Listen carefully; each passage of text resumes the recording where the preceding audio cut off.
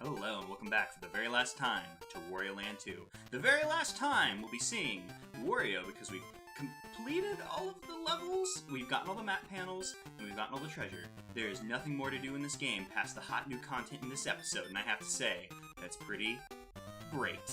It's almost as perfect as Wario's cute little dance. He's so excited to go get the Syrup's treasure, which is kind of weird grammar, but we've been over this, and we'll let it slide because his dance is just really cute. We can't stay mad at a cute little face like Wario's. So the hot new content for this episode is your rewards for getting all the treasure and map panels, being on levels, so forth.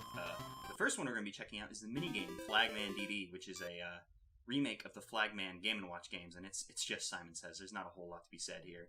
The duck holds up direction, flags cardinal directions, they correspond to the D-pad.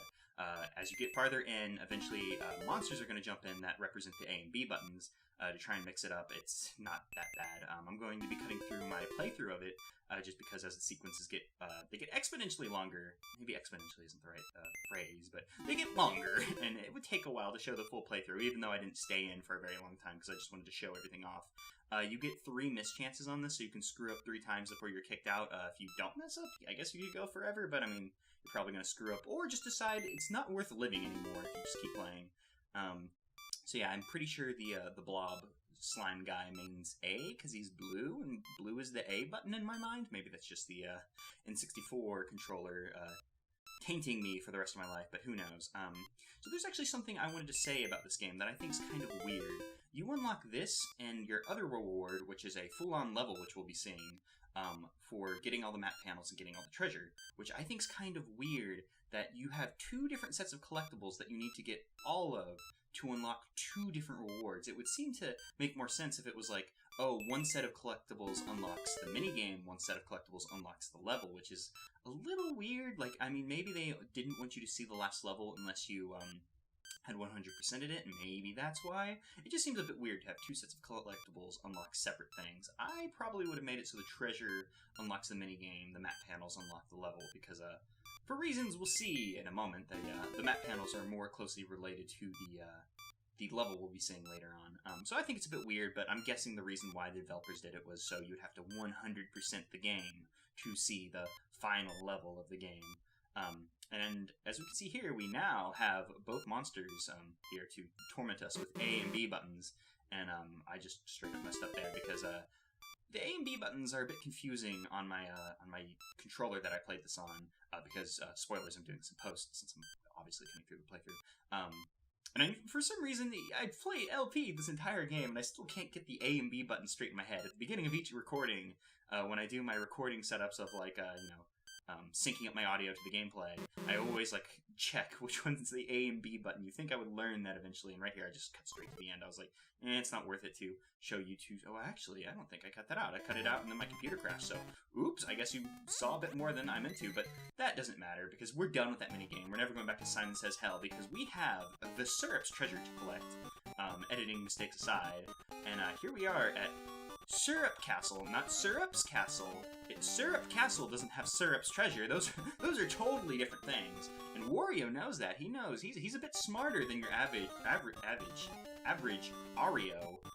Wario here knows to go off in the distance. His map panel told him so, and he's able to just, with his mind's eye, overlay that little sparkle that signifies the end of the map. And he's able to find it in this forest that's totally different than the forest we were in earlier, and able to find the pirate board that holds the Syrup's treasure.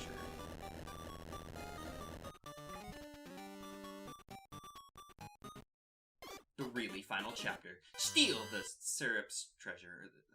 Okay, we'll get over the Syrup's treasure, because it is time for our ultimate prize for everything we've done up until this point in Wario Land 2. And our ultimate prize is our ultimate test of our Wario Land 2 skills. And there is no better way to describe this level than a test, because oh boy, is it taxing. That first segment with fake walls is pretty easy, especially since you're probably going to just replay this level if you don't know where the fake walls are after you discover them, because the challenge of this level is that it's a time attack.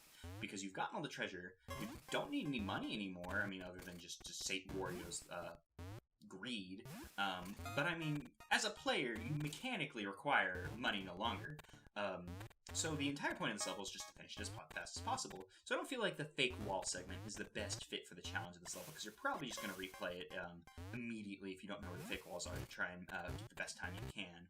I mean, granted, that's probably the point of the level, to keep playing it over and over until you get the best time you can, which I will not be getting a good time, let me just throw that out there, because people can beat this in sub 3 minutes, and I'm not going to be anywhere close to there, as you can tell, since a minute's already passed and we're only in the second arrangement.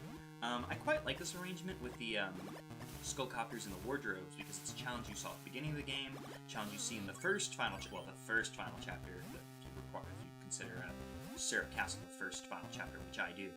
So it's something you'll see at the beginning of the game, you see at the end of the game.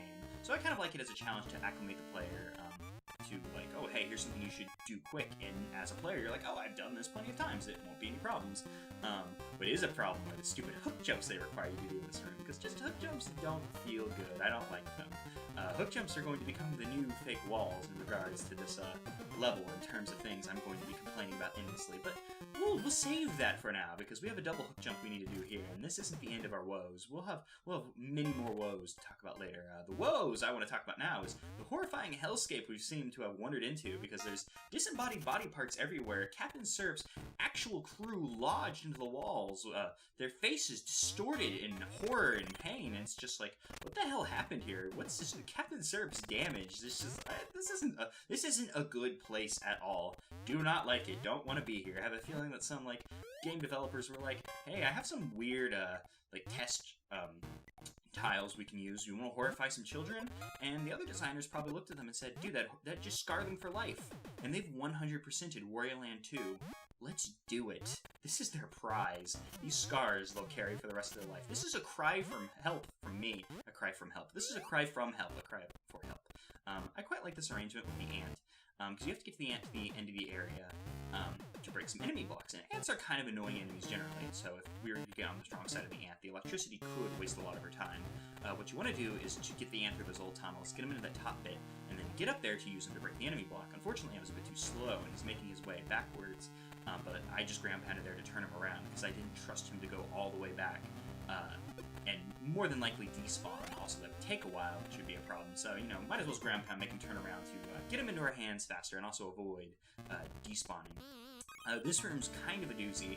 It uses the enemy-only platforms that I think we've only seen in Syrup Castle. I think that's the only chapter that you see them in.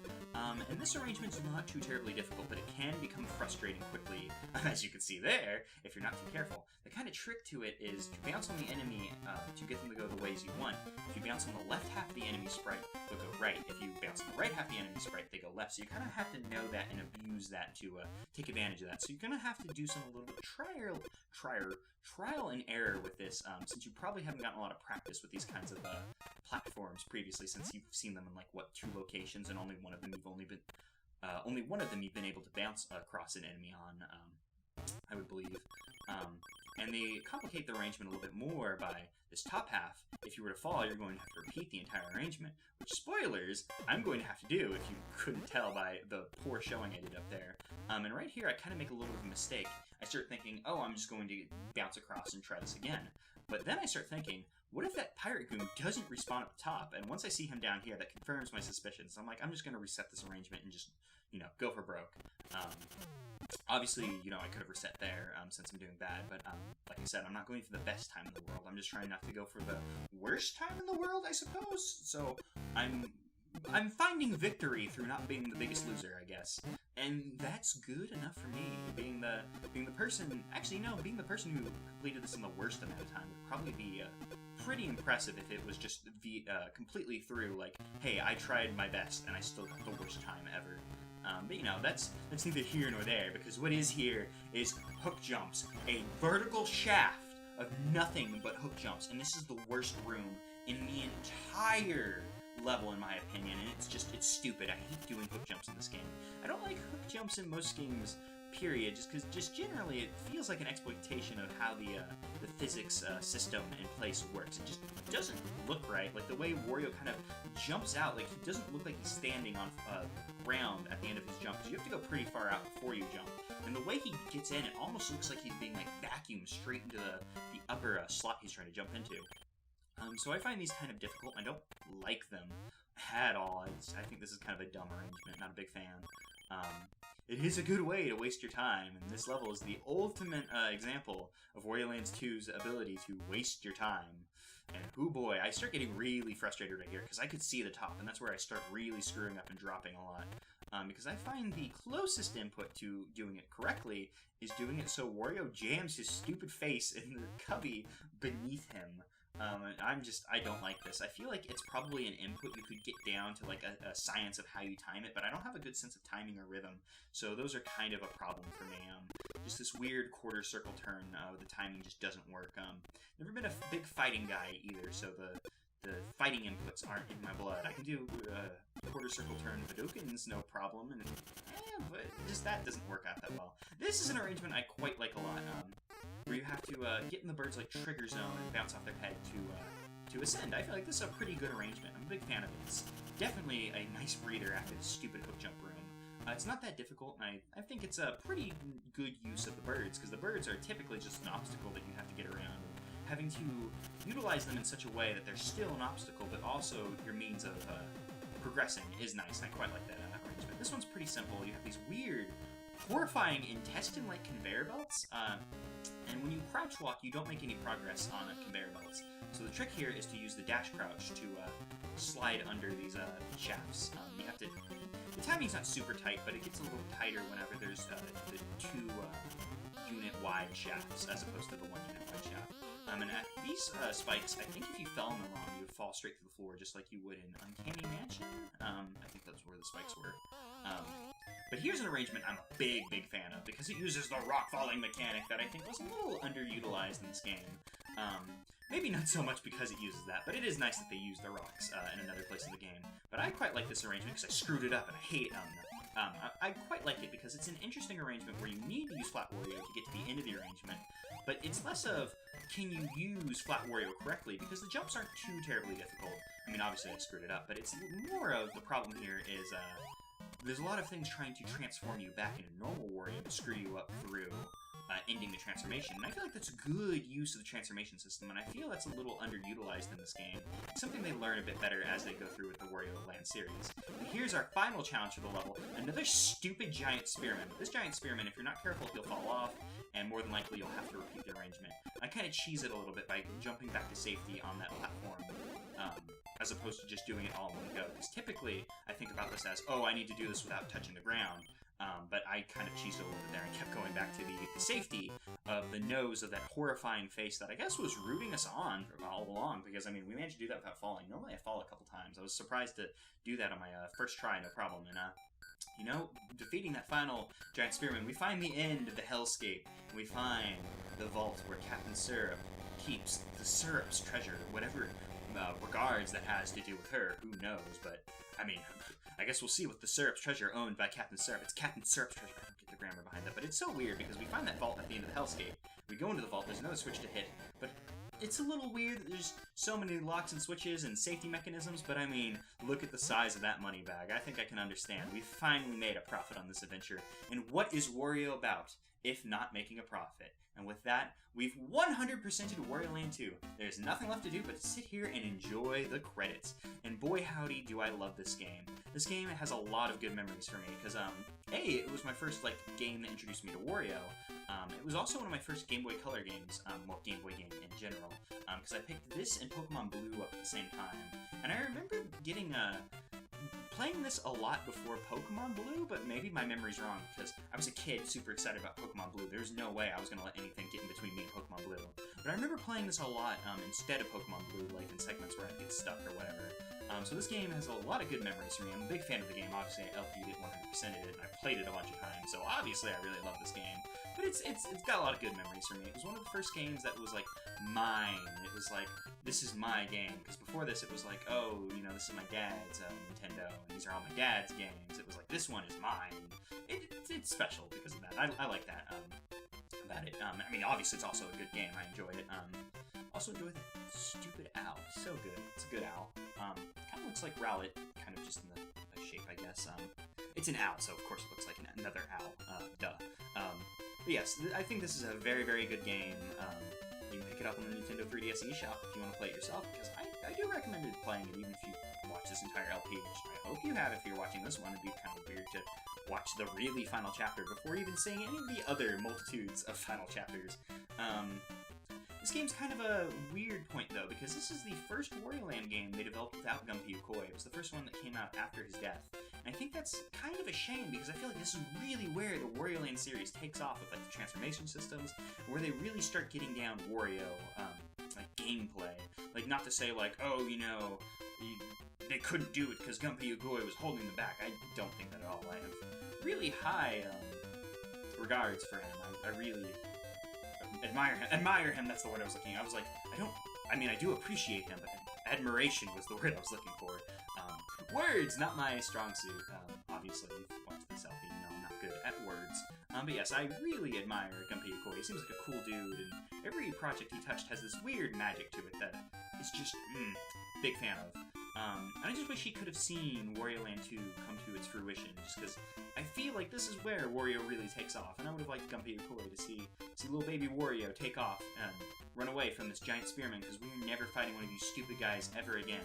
And why do we never fight two giant spearmen at once? Because they make you fight giant spearmen a bunch. It seems like an easy way to complicate the arrangement would be to make you fight two at once. Like, it wouldn't be that much more difficult, but just kind of weird. I wonder if it has something to do with how the level in triggers work. Like, it's like, oh, this enemy gets defeated. If they plopped another one in there, there would have been some weird programming workarounds that they would have had to do that they didn't feel like.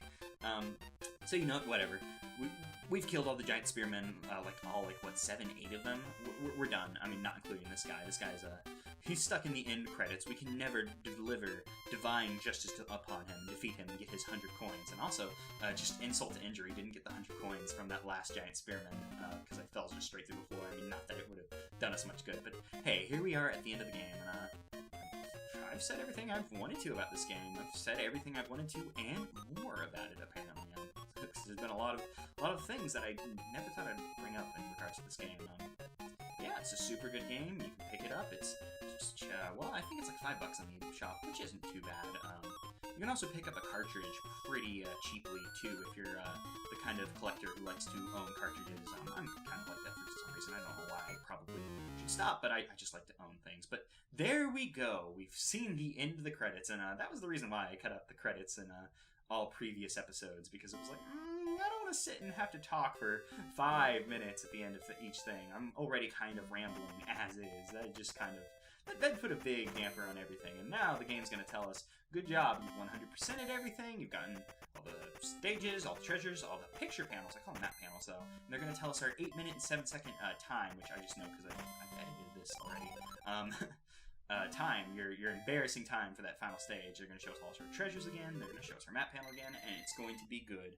So I hope you enjoyed this LP, I enjoyed making it, and I hope you're interested in Wario. Want to go pick up other Wario Land games, interested in watching more Wario Land LPs, although I'd really suggest playing the Wario Land games because they're super good, but I'm probably going to be LPing more as well because I'm addicted. Sorry. See you guys later, I guess.